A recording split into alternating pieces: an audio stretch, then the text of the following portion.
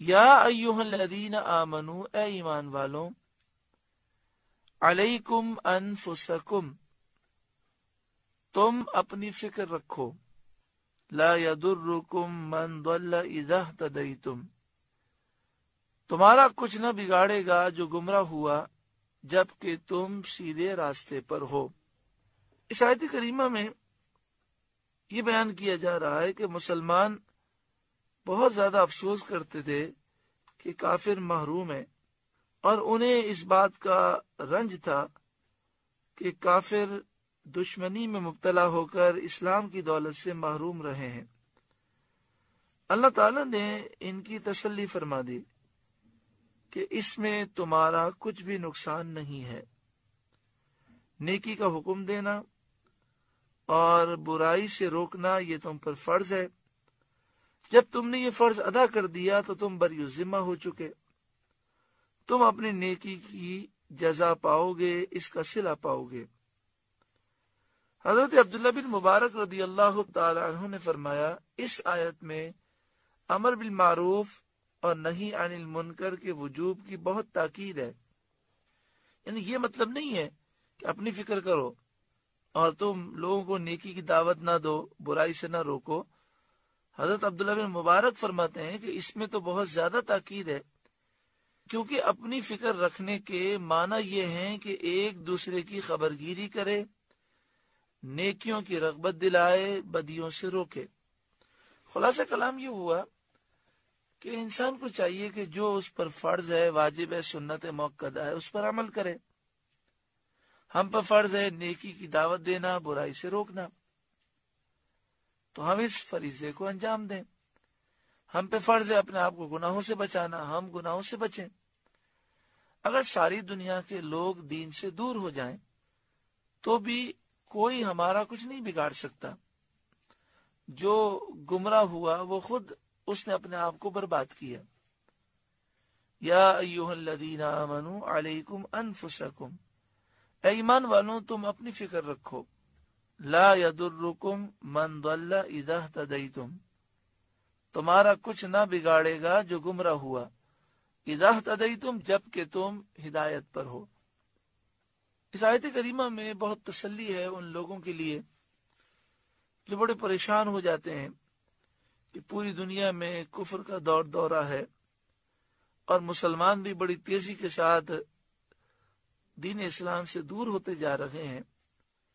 تو یہ فکر تو کرنی چاہیے، اور نیکی کا حکم دینا بھی ضروری ہے، برائی سے روکنا بھی ضروری ہے، لیکن انسان کو اس بات کا خیال رکھنا چاہیے کہ میں شریعت کی پابندی کروں۔ اگر پوری دنیا کے لوگ مل کر بھی شریعت کی نافرمانی کریں اور میں اپنا فریضہ انجام دے دوں اور میں شریعت پر کاربند رہوں، تو یہ سارے مل کر بھی مجھے نقصان نہیں پہنچا سکتے۔ اللہ تعالی ہمیں عمل کی توفیق عطا فرمائے۔ الی اللہ مرجعکم جمیعا، تم سب کو اللہ رب العالمین کی طرف پلٹنا ہے۔ فَيُنَبِّئُكُم بِمَا كُنتُمْ تَعْمَلُونَ، پھر وہ تمہیں بتا دے گا جو تم کرتے تھے۔ یا ایھا الذین آمنوا شہادۃ بینکم اذا حضر احدکم الموت حین الوصیۃ اثنان ذوا عدل منکم، اے ایمان والوں تمہاری آپس کی گواہی جب تم میں سے کسی کو موت آئے، وصیت کرتے وقت تم میں سے دو معتبر شخص ہیں، او آخران من غیرکم، یا غیروں میں سے دو، ان انتم ضربتم فی الارض، جب تم ملک میں سفر کو جاؤ، فاصابتکم مصیبت الموت، پھر تمہیں موت کا حادثہ پہنچے۔ اس آیت کریمہ کا شان نزول جب ہم سمجھیں گے تو انشاءاللہ تعالی اس آیت کریمہ کو سمجھنا آسان ہو جائے گا۔ مہاجرین میں سے حضرت بدیل رضی اللہ تعالی عنہ یا بدیل، جو حضرت عمر بن عاص رضی اللہ تعالی عنہ کے موالی میں سے تھے، تجارت کرنے کے ارادے سے ملک شام کی طرف 2 عیسائیوں کے ساتھ آپ گئے۔ ان 2 عیسائیوں میں سے ایک کا نام تمیم بن اوس داری تھا اور دوسرے کا نام عدی بن بدا تھا۔ ملک شام پہنچتے ہی حضرت بدیل رضی اللہ تعالیٰ عنہ بیمار ہو گئے اور انہوں نے اپنے تمام سامان کی ایک فہرست لکھ کر سامان میں ڈال دی، اور یہ دونوں جو آپ کے ہمراہ تھے انہیں اس کی اطلاع نہ ہوئی، انہیں پتہ نہ چلا کہ حضرت بدیل نے سامان کی فہرست سامان کے اندر ڈال دی ہے۔ جب بیماری کی شدت ہوئی تو حضرت بدیل رضی اللہ تعالیٰ عنہ نے تمیم اور عدی دونوں کو وصیت کی کہ میرا تمام مال مدینہ شریف پہنچ کر میرے گھر والوں کو تم دونوں دے دینا۔ اس کے بعد حضرت بدیل رضی اللہ تعالیٰ عنہ کی وفات ہو گئی۔ ان دونوں نے ان کی موت کے بعد ان کا سامان دیکھا تو اس میں ایک چاندی کا پیالہ تھا جس پر سونے کا کام کیا ہوا تھا، اس میں 300 مسقال چاندی تھی، یعنی یہ بہت قیمتی پیالہ تھا۔ حضرت بدیل رضی اللہ تعالیٰ عنہ یہ پیالہ بادشاہ کو نظر کرنے کے ارادے سے لائے تھے۔ ان کی وفات کے بعد ان کے دونوں ساتھیوں نے یعنی تمیم نے اور عدی نے اس پیالے کو غائب کر دیا، اور اپنے کام سے فارغ ہونے کے بعد جب یہ لوگ مدینہ طیبہ پہنچے تو انہوں نے حضرت بدیل رضی اللہ تعالیٰ عنہ کا سامان ان کے گھر والوں کے سپرد کر دیا۔ سامان کھولنے پر فہرست ان کے ہاتھ میں آ گئی جس میں تمام سامان کی تفصیل تھی۔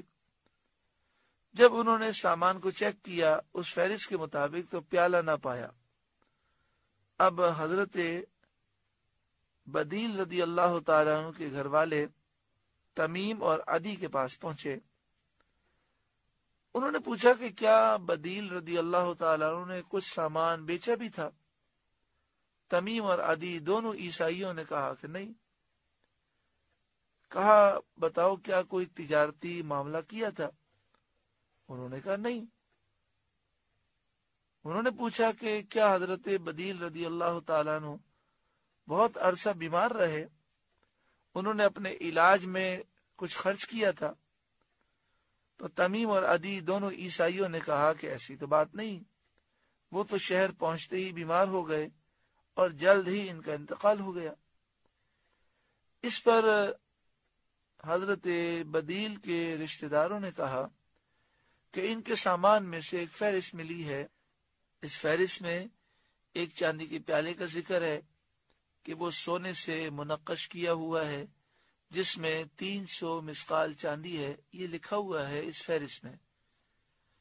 تمیم اور عدی نے کہا ہمیں نہیں معلوم، ہمیں تو جو وصیت کی تھی اس کے مطابق سامان ہم نے تمہیں دے دیا، پیالے کی ہمیں خبر نہیں۔ یہ مقدمہ رسول کریم صلی اللہ علیہ وآلہ وسلم کے دربار میں پیش ہوا۔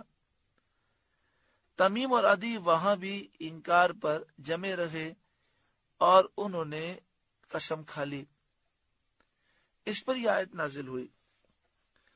حضرت عبداللہ بن عباس رضی اللہ تعالی عنہما کی روایت میں ہے کہ پھر وہ پیالہ مکہ مکرمہ میں پکڑا گیا۔ جس شخص کے پاس تھا اس نے کہا کہ میں نے یہ پیالہ تمیم اور عدی سے خریدا ہے۔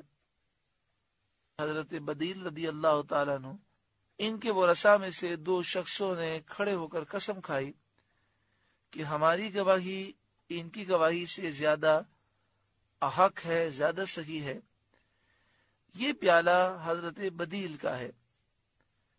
اس بارے میں یہ آیت نازل ہوئی اور اسلامی عدالت کے اصول امت کو سکھائے گئے۔